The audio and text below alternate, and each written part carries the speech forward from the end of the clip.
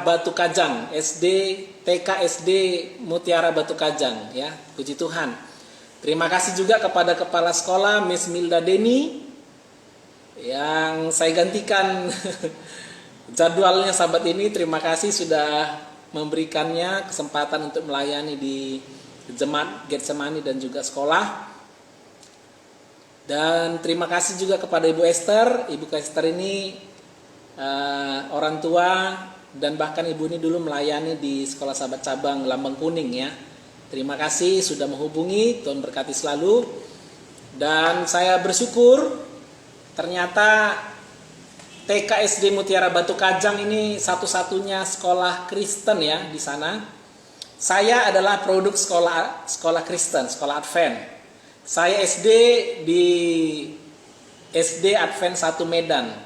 Saya SMP di SMP Advent 1 Medan. Saya SMA di SMA Advent 1 Medan. Jadi dari SD sampai tamat SMA saya di sekolah Advent Kristen, ya.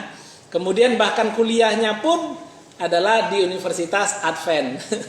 Jadi saya murni produk sekolah Advent. Saya ingat betul kelas 1 SD saya bersekolah di sekolah Advent itu masih papan. Sekolah kami itu papan dan sudah miring. Bayangkan kami sekolah di sekolah yang dari papan dan miring pula. Dan puji Tuhan, naik kelas 2 SD saya ingat betul waktu kami sudah liburan itu, liburan panjang, Tuhan kirimkan donatur-donatur sehingga sekolah yang dari papan dan ditempel-tempel ini boleh digantikan, ya, digantikan, dan akhirnya dibangun sebuah gedung di sana. Ya, puji Tuhan untuk itu.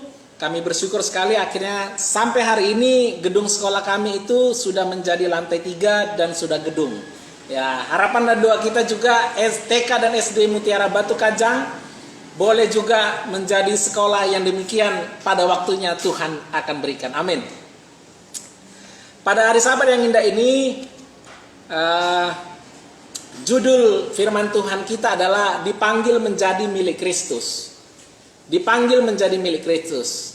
Ya, tak kenal maka tak sayang. Terima kasih tadi kepada Ibu Dwi, ya, yang sudah memperkenalkan saya dan keluarga, tapi tidak kelihatan, ya. Jadi saya berikan dulu fotonya supaya kita boleh sama-sama melihat. Inilah profil keluarga saya. Ya, inilah kami, ini istri saya, dan ini kedua putra saya. Saya harus kasih penekanan, putra, ya, karena selama ini anak kami yang kedua ini dianggap atau dipikir perempuan, karena memang kami memberi namanya adalah Hanania, yang kalau dibaca dalam bahasa Indonesia itu adalah Hananya, ya, itu adalah temannya Daniel, atau dalam bahasa Babelnya Sadrak. Ya, bahasa Babelnya Sadrak, bahasa Ibraninya adalah Hanania atau Hananya dalam bahasa Indonesia. Dan anak kami yang pertama namanya adalah Hansel. Nah, Hansel dan Hanania memiliki arti nama yang hampir sama. Hansel artinya adalah Tuhan itu baik. Kemudian Hanania atau Hananya itu artinya adalah Tuhan itu murah hati. Kenapa kami berikan nama ini? Karena memang itulah gambaran Tuhan dalam kehidupan kami. Tuhan itu baik dan murah hati, luar biasa. Dan itulah sebabnya kenapa pada hari Sabat yang indah ini saya juga rindu untuk membagikan berkat Tuhan dengan judul berangkat dari kitab Roma pasalnya yang pertama ayatnya yang ke-6.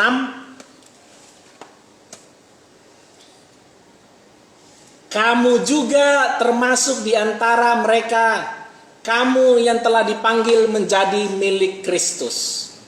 Saya tidak tahu apakah Bapak Ibu Saudara-saudara menyadari bahwa kita adalah orang-orang yang dipanggil menjadi milik Kristus.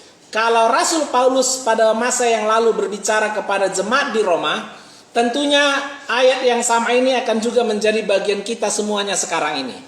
Saya dan saudara juga termasuk yang telah dipanggil menjadi milik Kristus. Ya. Orang-orang muda sekarang ini kalau melihat gambar ini pasti langsung tahu, ya. Ini adalah grup band yang sangat terkenal di Korea atau K-pop. Dari grup band laki-laki saya ambil mereka. Kemudian yang 4 orang ini juga yang sangat terkenal grup band wanita. Bagaimana banyak orang-orang muda, bahkan orang-orang tua juga yang mengidolakan kedua grup band ini. Bahkan saya lansir dari sebuah sumber yang terpercaya, Indonesia, luar biasa Indonesia, kurang lebih 23,7 juta yang mengidolakan grup band BTS ini. Wah, luar biasa. Nomor 1 di dunia, Indonesia, menonton grup band atau K-pop daripada grup band BTS ini. Indonesia, wah luar biasa Indonesia ya. Kemudian ini adalah grup band Blackpink, meraih subscribers terbanyak YouTube. Luar biasa ini sepanjang zaman ini ya, grup band wanita sepanjang zaman ini. Dan tahukah Anda bahwa subscribernya yang paling banyak itu Indonesia? Indonesia. Banyak yang mengaku sebagai Kristen tidak mengerti apa artinya dipanggil menjadi milik Kristus.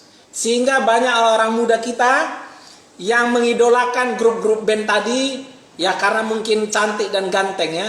Cantik dan ganteng-ganteng, sehingga mereka mengidolakan, mereka bahkan rela mengorbankan waktu, tenaga, uang mereka untuk idola mereka. Tetapi kita yang dipanggil menjadi milik Kristus, tentunya kita harus memahami apa artinya dipanggil menjadi milik Kristus. Kolose 3 ayat 2, pikirkanlah perkara yang di atas, bukan yang di bumi. Saya ambil dari terjemahan bahasa Indonesia sehari-hari, arahkan pikiranmu pada hal-hal yang di situ, di sorga, di atas, jangan pada hal-hal yang di dunia. Artinya dipanggil menjadi milik Kristus adalah bahwa kita memilih dan menyukai hal-hal yang berbeda. Kita selalu memilih dan menyukai hal-hal yang sama dengan apa yang Tuhan Yesus Kristus, Juru Selamat kita, pilih dan sukai. Hanya mereka yang mengaku sebagai Kristen sejati yang akan menjadi pemimpin di dunia ini dan bukan menjadi pengikut dunia. Ya, menjadi pelayan dan bukan untuk dilayani. Banyak orang muda kita, banyak remaja-remaja, bahkan orang-orang dewasa dan orang tua, mereka ini hanya menjadi pengikut saja. Tapi yang diikuti lain, yang diikuti adalah grup-grup band tadi itu. Ya, sehingga mereka tidak bisa menjadi pemimpin. Padahal kita dipilih, kita telah diangkat menjadi pemimpin-pemimpin. Dan pemimpin-pemimpin kita sebagai orang Kristen adalah sebagai pelayan, bukan untuk dilayani. Ya, dalam Ulangan 28 ayat 13, Tuhan berfirman, Tuhan akan mengangkat engkau menjadi kepala dan bukan menjadi ekor. Engkau akan tetap naik dan bukan turun. Apabila engkau mendengarkan perintah Tuhan Allahmu yang kusampaikan pada hari ini, kau lakukan dengan setia. Jadi kita dipanggil menjadi kepala dan bukan ekor. Kita dipanggil untuk naik dan bukan turun. Dan panggilan bagi saya dan saudara adalah dengarkan perintah Tuhan dan setia kita lakukan. Ya, dalam terjemahan yang lain dikatakan, terjemahan lama, bahasa Indonesia sehari-hari, Tuhan Allahmu akan menjadikan kamu pemimpin di antara bangsa-bangsa. Kita akan dijadikan pemimpin di antara bangsa-bangsa, bukan pengikut, ya, bukan pengikut. Kalau kamu setia mentaati perintah Tuhan yang saya berikan kepadamu hari ini, kamu akan semakin makmur dan tak pernah mundur, ya, tak pernah mundur. Lukas 22 ayat 26. Kita harus ingat bahwa ketika kita diangkat menjadi pemimpin di antara bangsa-bangsa, bukan pengikut, jangan lupa prinsip surga, prinsip Tuhan kita Yesus Kristus. Lukas 22 ayat 26. Tetapi kamu tidaklah demikian, melainkan yang terbesar di antara kamu hendaklah menjadi yang paling muda dan pemimpin sebagai pelayan. Jadi baik di gereja, baik di sekolah, baik di rumah, jangan lupa prinsip kita sebagai orang-orang percaya yang dipanggil menjadi milik Kristus. Kalau kita adalah orang yang terbesar, kita harus menjadi yang paling muda. Kalau kita adalah pemimpin, kita harus menjadi pelayan. Inilah prinsip kita, inilah artinya dipanggil menjadi milik Kristus. Kita tahu perkara-perkara yang di atas, itulah yang kita pikirkan dan itulah yang akan kita lakukan, yang akan memotivasi kita untuk segala apa yang kita lakukan di dalam dunia ini. Ketika kita melihat perjalanan umat Allah dalam Alkitab, kita akan menemukan banyak umat Tuhan yang memperjuangkan perkara di atas surga. Namun ada perbedaan yang mendasar dengan dunia, di mana kita harus cantik atau ganteng dengan kemampuan yang luar biasa.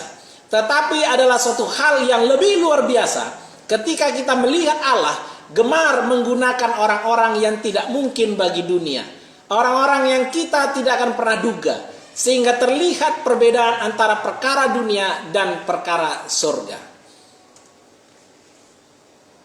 Jika Anda berpikir bahwa Anda terlalu tua untuk menjadi pemimpin, untuk menjadi pelayan, untuk menjadi yang paling muda, ya kan, sesuai dengan firman Tuhan. Ingat Abraham.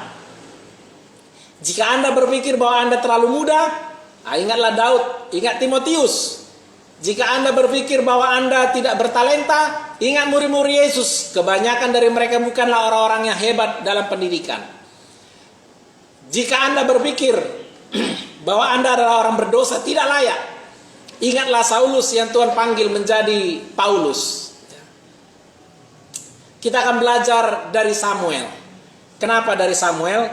Karena tadi kita sudah baca ayatnya bahwa yang terbesar harus menjadi yang paling muda.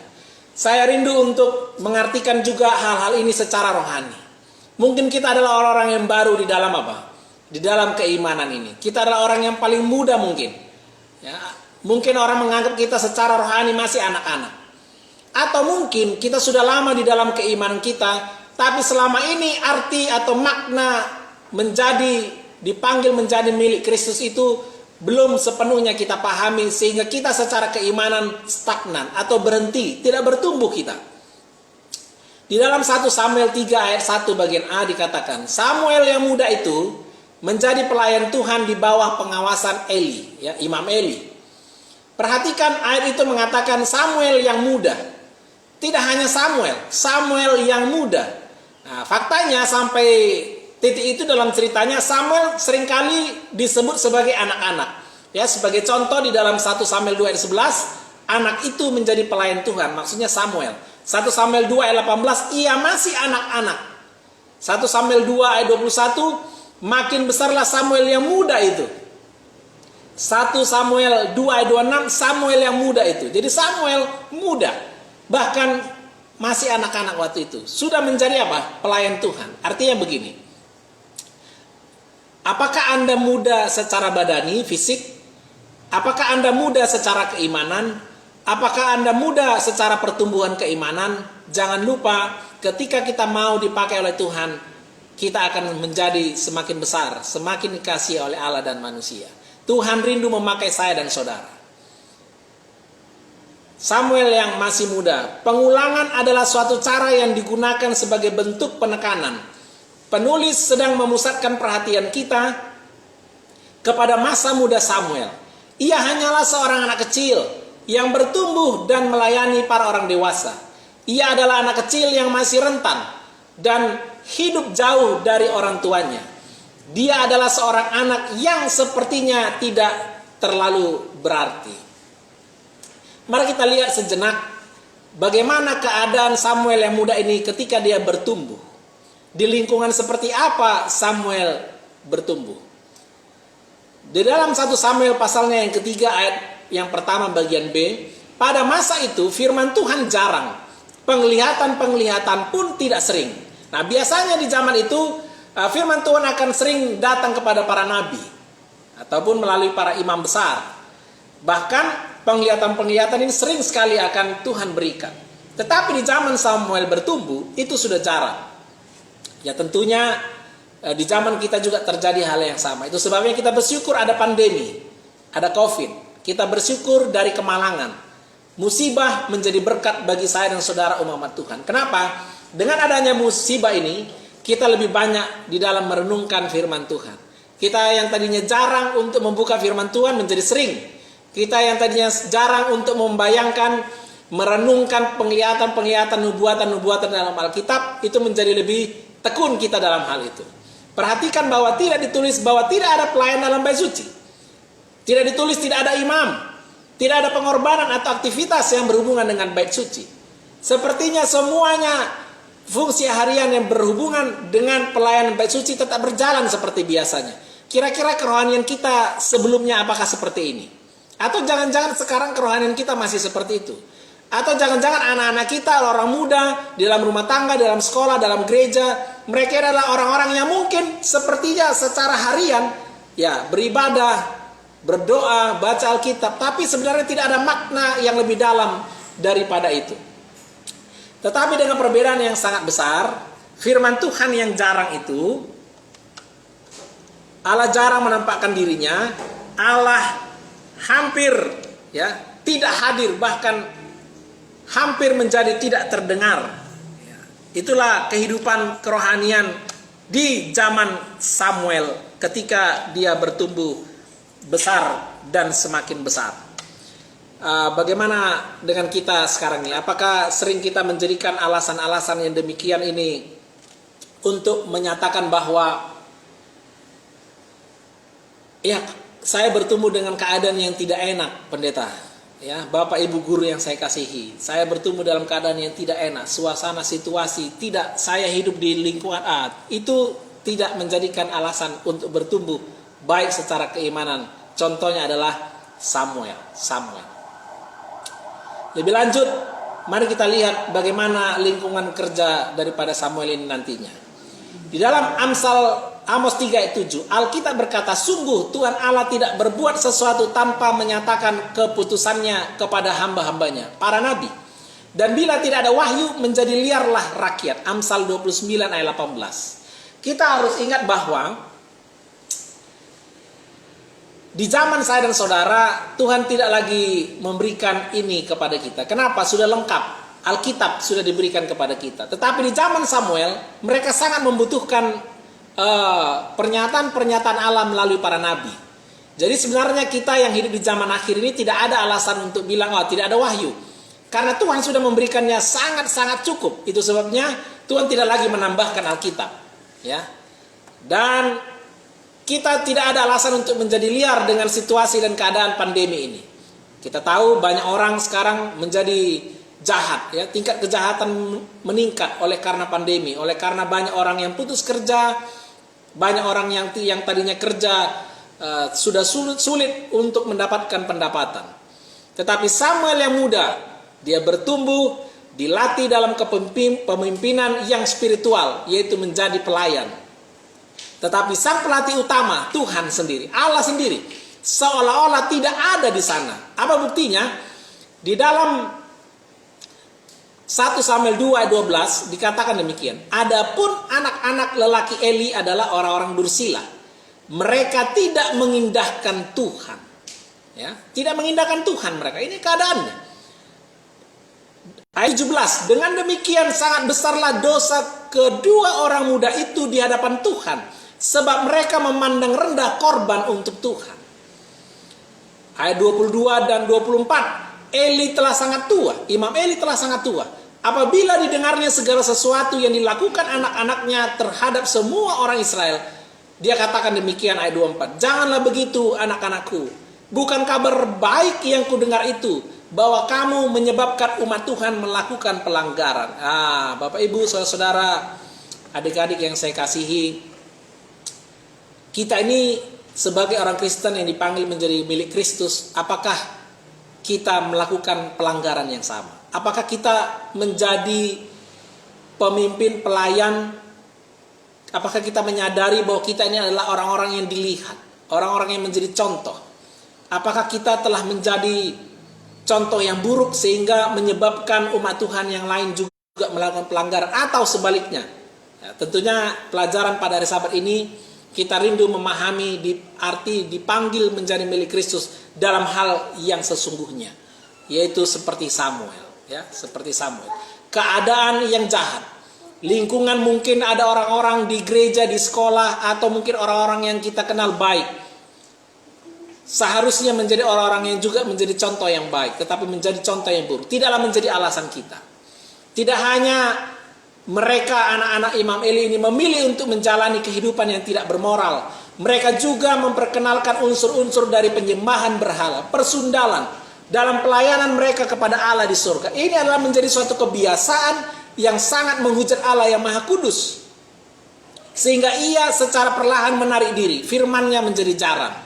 Ya, orang-orang muda yang saya kasihi khususnya. Apa yang Anda dan saya telah lakukan? Mungkin kita datang ke gereja, beribadah, melayani mungkin. Tapi begitu ada waktu sedikit, kita akan lihat HP dan lihat idola-idola kita tadi mungkin. Ya, K-pop tadi. Atau apa saja yang menjadi idola kita. Jangan lupa pelajaran pada hari Sabat ini itu menjadi sebuah hal yang sangat menyakitkan hati Tuhan. Bahkan itu sangat-sangat menghujat Tuhan kita. Jangan lagi dilakukan dan diteruskan. Inilah keadaan ketika Samuel yang muda ini sedang melayani Tuhan. Ya. Akankah ia bertahan atau menyerah? Ya, pertanyaan yang sama kepada saya dan saudara. Kita mau bertahan atau menyerah dengan keadaan kita yang luar biasa ini? Begitu banyak jenis kejahatan. Apakah kita akan meninggalkan gereja ketika kita menjadi dewasa karena kita dulu di gereja tidak ada yang benar juga, di sekolah juga begitu, atau mungkin di rumah? Apakah kita akan meninggalkan? Apakah kita akan keluar? Apakah kita akan menjadi seperti anak-anak Eli, pendidik daripada Samuel ini yang seharusnya mengatakan, mengajarkan yang benar tapi melakukannya yang tidak benar? Bagaimana kita atau Samuel dapat bertahan tanpa menjadi kecewa? Bagaimanakah seorang pemimpin dapat muncul dari keadaan yang mengerikan ini? Seorang pemimpin yang melayani sebagaimana Tuhan telah panggil. Di banyak belahan dunia, kata-kata perpisahan adalah mungkin kata yang paling sering digunakan untuk menggambarkan anak muda dengan gereja saat ini. Kita mendengar jumlah yang sangat mengerikan dari anak-anak muda yang meninggalkan gereja.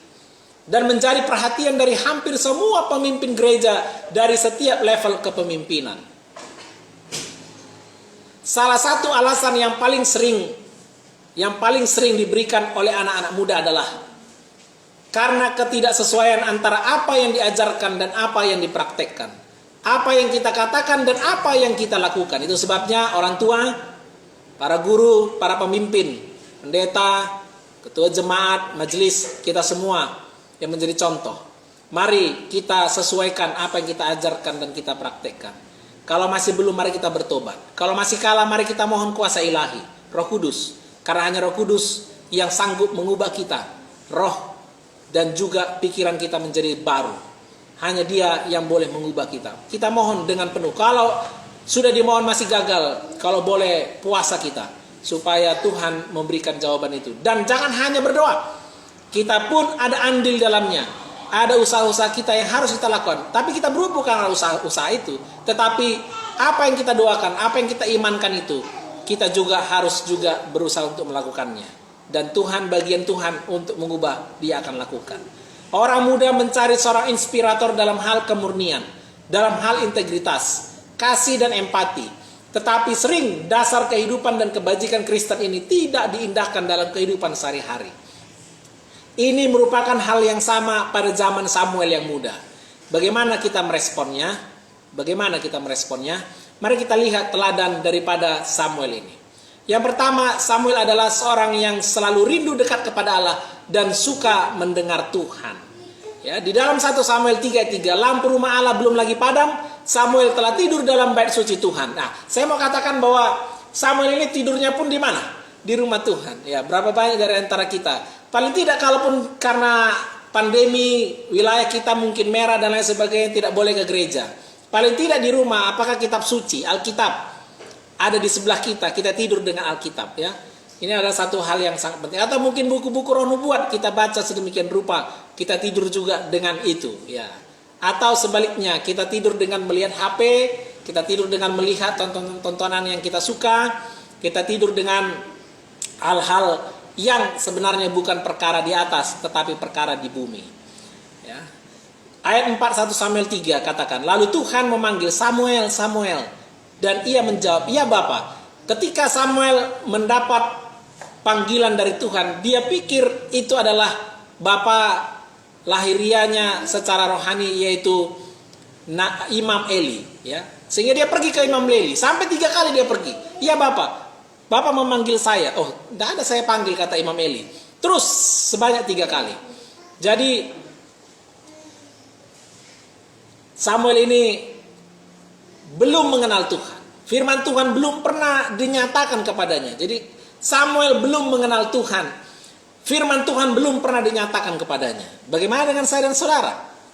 Saya dan saudara sudah kenal Tuhan. Ya, firman Tuhan sudah dinyatakan kepada saya dan saudara. Lengkap, Alkitab, Perjanjian Lama, Kejadian sampai Maleaki, Perjanjian Baru, Matius sampai Wahyu. Tuhan seharusnya sudah kita kenal. Ya, tidak ada alasan bagi kita. Tapi Samuel yang baru mengenal Tuhan ini, firman Tuhan yang dinyatakan kepadanya, ya. Imam Eli katakan, apa jawab Samuel? Lalu datang lagi Tuhan berdiri di sana dan memanggil seperti yang sudah-sudah. Samuel, Samuel. Dan Samuel menjawab, berbicaralah sebab hambamu ini mendengarnya. Saya mau katakan bahwa kita perlu juga seperti Samuel dalam hidup kita. Kita perlu menyendengkan telinga kita untuk mendengar Tuhan. Biarkan Tuhan berbicara. Ketika kita berdoa, itu adalah waktu di mana kita berbicara kepada Tuhan. Tapi kapan waktu Tuhan berbicara kepada kita? Yaitu ketika kita membaca firman-Nya, Alkitab. Sudahkah kita suka mendengar Tuhan melalui membaca Alkitab seperti Samuel? Ya kan? Seperti Samuel. Inilah teladan yang Tuhan rindu untuk menjadi bagian saya dan saudara. Kepada jiwa yang rendah hati dan percaya, rumah Tuhan di bumi adalah gerbang sorga. Nyanyian pujian, doa, kata-kata yang diucapkan oleh wakil-wakil Kristus adalah lembaga-lembaga yang ditunjuk Allah untuk mempersiapkan orang-orang bagi gereja di atas di sorga. Untuk ibadah yang lebih mulia itu di mana tidak ada yang dapat masuk ke dalam apapun yang mencemarinya.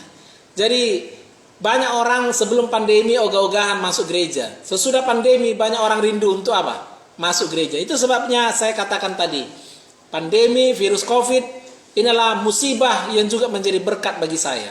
Kita semakin rindu untuk apa? Bersama-sama beribadah di dalam gereja. Ya, itu sebabnya mari kita selalu rindu dekat kepada Allah. Kalaupun gereja Anda belum dibuka, ikutlah aktif di dalam setiap program-program ibadah melalui Zoom, melalui Facebook, melalui YouTube. Ya, ada banyak sekali sekarang ini di mana-mana gereja-gereja kita membukanya. Ikut yang mana saja. Sama saja itu semua. Yang penting kita rindu untuk selalu dekat dengan Tuhan. Kita selalu rindu mendengar sabda Tuhan. Ya, kita lihat di sini apalagi bukti kita ini suka rindu dekat kepada Tuhan, suka mendengar Tuhan, ya. Ada saat teduh pribadi. Lakukan itu. Ya. Jangan selalu bergantung anak-anak, orang muda jangan selalu bergantung pada orang tua. Kalau orang tua tidak ajak untuk beribadah, ingat engkau secara pribadi telah dipanggil untuk menjadi milik Kristus. Buat waktumu sendiri untuk pribadi. Ya, orang tua juga jangan dengan alasan bekerja, sibuk dan lain sebagainya, sehingga tidak beralasan tidak punya waktu untuk pribadi hubungan dengan Tuhan, berdoa, baca Alkitab, merenungkannya. Ya, saya melalui tulisan Roh Nubuat dianjurkan paling tidak kita satu hari itu 1 jam merenungkan kehidupan Tuhan kita Yesus Kristus, khususnya peristiwa-peristiwa di akhir hidupnya. Renungkan 1 jam setiap hari. Sudahkah kita lakukan? Kalau belum, mari kita lakukan kembali. Ya, kalau yang sudah pernah tapi belum lagi, ya mari kita lakukan kembali. Saat teduh pribadi, ibadah keluarga, ya seringkali memang banyak kegiatan dan lain sebagainya menyebabkan ibadah keluarga ini juga terbengkalai. Mari kita berdoa khusus untuk ini supaya ada ibadah keluarga pagi dan petang. Ibadah jemaat, ya seperti sekarang ini, puji Tuhan ada ibadah jemaat. Baik mereka yang sudah buka gereja maupun yang belum, tetap ada ibadah jemaat. Mari kita selalu rindu untuk datang dan ikut. Kalaupun tidak, tolong berikan tolong kabari, ya kasih kabar sama pendeta, kasih kabar sama grup jemaat mungkin, atau diakon, diakones, sampaikan kenapa tidak bisa ikut. Mungkin ikut ibadah yang lain, tidak apa-apa. Sampaikan supaya mereka boleh tahu. Karena kalau tidak, bagaimana kita mau doakan? Kita sendiri tidak tahu apa yang menjadi penyebab Anda tidak boleh ikut ibadah dalam jemaat ini. Ya, mari kita saling mendoakan. Kan itu perintah Tuhan dalam Alkitab. Dan hidup itu sendiri adalah ibadah. Ya, kehidupan kita itu sendiri adalah ibadah. Bukan hanya sekedar satu kali dalam satu pekan, tetapi kita juga kehidupan kita secara menyeluruh itu adalah ibadah. Seperti Samuel yang muda itu, ya. Apa yang membuat saya dan saudara selalu rindu dekat kepada Allah? Suka mendengar Allah, ya. Ya, kenapa anak-anak suka menurut sama orang tua? Kenapa anak-anak sekolah suka menurut sama gurunya? Ya, bukan karena takut ya. Kalau karena takut itu bahaya. Ya, oh kenapa kamu kok ini? Oh ya takut nanti dimarahin guru kalau saya tak kerjakan tugas ini. Ya, jangan. Ya, itu adalah motif hati yang salah. Motif hati yang benar adalah kenapa suka mendengar, yaitu karena ada kasih. Kenapa suka ada rasa rindu? Itu adalah karena cinta, karena kasih, ya, kasih. Itu sebabnya mari kita mengasihi Tuhan. Kenapa? Karena Tuhan telah lebih dahulu mengasihi kita. Sehingga kita akan selalu rindu dekat kepada Allah, suka mendengar firman-Nya, ya, suka mendengarkan firman Allah. Mazmur 6 ayat 3, Mazmur 63 ayat 7. Apabila aku ingat kepadamu di tempat tidurku, merenungkan engkau sepanjang kawal malam. Ya, apakah kita dalam kerinduan kita dekat Allah, suka mendengar Allah itu, apakah kita merenungkan firman-Nya? Ya, merenungkan. Ya, Mazmur berulang-ulang. Mazmur 77 ayat 13. Aku hendak menyebut-nyebut segala pekerjaanmu. Apakah ada sesudah satu hari kita melaksanakan segala aktivitas kita, kita merenungkan perbuatan-perbuatan ajaib Allah dalam hidup kita sepanjang satu hari itu. Ya. Atau kita merenungkan yang lain, ya jangan, renungkanlah ini.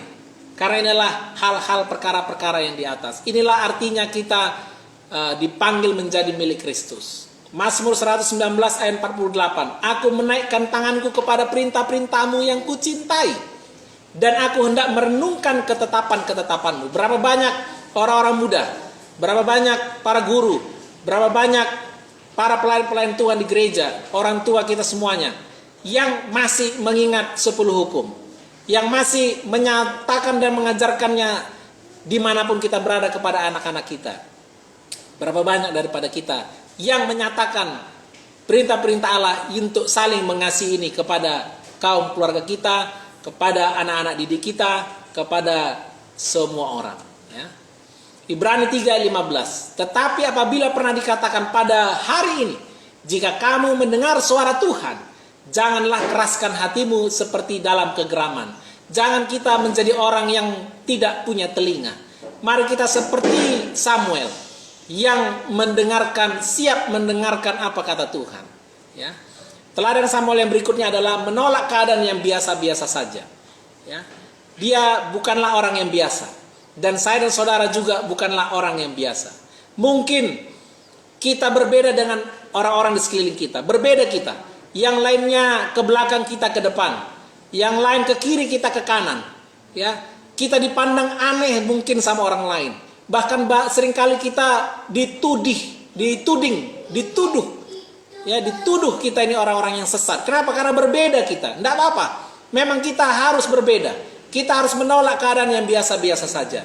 Kita tahu ketika mungkin orang lain redup, kita adalah orang-orang yang dipanggil untuk menjadi terang. Ya, kita adalah orang-orang yang dipanggil menjadi terang. Kenapa kita dianggap berbeda? Ya mungkin karena kita terang, jelas kita, kata-kata kita lurus, jujur kita, perbuatan kita juga adalah orang-orang yang suka mengasihi dan menolong. Ya, tidak ada hal-hal yang sama dengan orang-orang dunia ini. Kita lihat pelajaran dari ikan salmon. Ya, kita tahu ikan salmon. Ikan salmon sebenarnya adalah ikan yang biasa saja. Tapi siklus hidup yang dijalani oleh ikan salmon menjadikan ikan ini sebuah pelajaran oleh para ahli sains. Bahkan ini menjadi sebuah pelajaran yang luar biasa bagi saya dan saudara. Bayangkan, ikan salmon ini lahirnya itu di air tawar, dengan kondisi yatim piatu. Kenapa? Karena sesudah induk salmon melahirkan anak-anaknya, maka induk ini akan mati. Dia akan mati. Tidak ada induk yang membimbing ikan salmon. Bagaimana caranya untuk berkembang, bagaimana caranya untuk makan sendiri. Tuhanlah yang memelihara ikan-ikan ini. Jadi bagi saya dan saudara, khususnya orang muda, ingat, jangan jadikan situasi keadaan rumah tanggamu menjadi alasan untuk engkau keluar dari jalan Tuhan. Untuk engkau bertindak di luar dari apa yang Tuhan inginkan dari engkau. Ya, tidak ada seperti ikan salmon. Ketika makanan anak salmon itu sudah habis, dia akan keluar dan berenang menuju lautan, mencari makan. Sampai besar di air lautan inilah salmon itu akan bertumbuh dan berkembang sampai mencapai usia dewasa dan siap kembali untuk bereproduksi, dia akan naik kembali melewati berbagai aral dan rintangan. Bahkan dia harus naik tinggi dari laut yang di bawah, naik tinggi kepada sungai yang besar, yang luar biasa, banyak sekali tantangannya. Mulai dari pemangsa dan lain sebagainya, hanya untuk kembali melanjutkan warisan iman. Ya, saya sebutkan warisan iman dalam konteks rohani. Ya, para guru, para orang tua, para pemimpin dalam gereja.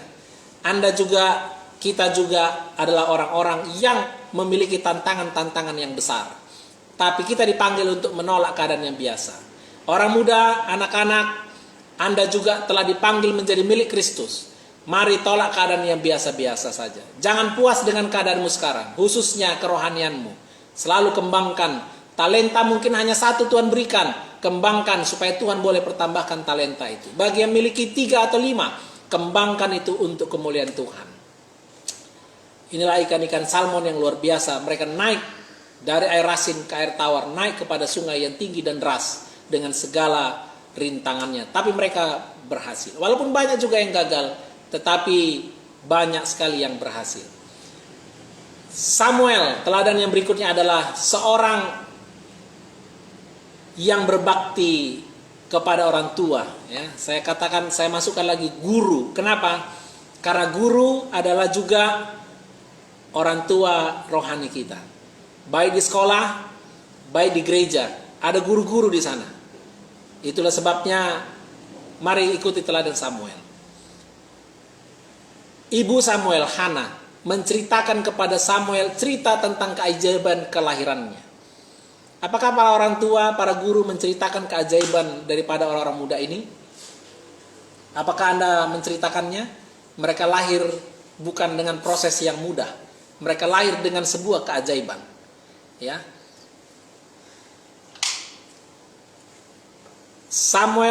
Ibu Samuel, Hana datang ke bait suci dengan pedih hati berdoa kepada Tuhan sambil menangis terseduh-seduh. Bernazar apabila ia memiliki anak, ia akan memberikan anak itu untuk melayani Allah. Allah mendengar doanya dan lahirlah Samuel. Sehingga Samuel pun bertumbuh dalam rasa percaya bahwa Allah itu nyata. Ia mendengar dan menjawab. Ia hadir, ia memimpin. Apakah kita mengajarkan anak-anak kita juga dengan pengajaran yang sama? Mungkin Anda tidak mendoakan secara khusus. Tapi jangan lupa orang-orang muda, kita semua bahkan, kita itu telah dipilih sebelum dunia dijadikan. Artinya apa? Artinya kita juga adalah orang-orang yang memang dipanggil oleh Tuhan untuk menjadi miliknya. Luar biasa, sejak sebelum dunia dijadikan. Apakah kita bertumbuh, berkembang dengan pernyataan yang sama seperti Samuel? Apakah kita mau berbakti kepada orang tua kita yang telah membesarkan, melahirkan kita? Apakah kita menurut kepada mereka? Apakah kita menjadikan mereka ini adalah sebagai tolak ukur dalam kehidupan kita? Ya. Amsal 6 ayat 20. Hai anakku, peliharalah perintah ayahmu dan janganlah menyia-nyiakan ajaran ibumu.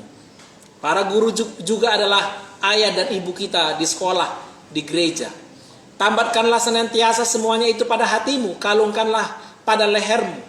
Jikalau engkau berjalan, engkau akan dipimpinnya. Jikalau engkau berbaring, engkau akan dijaganya. Jikalau engkau bangun, engkau akan disapanya.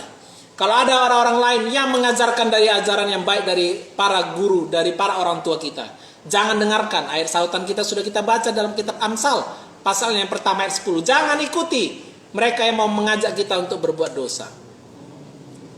Sebagai kesimpulan, kita dipanggil menjadi milik Kristus untuk menjadi para pemimpin. Allah telah memberkati kita dengan setidaknya satu karunia rohani.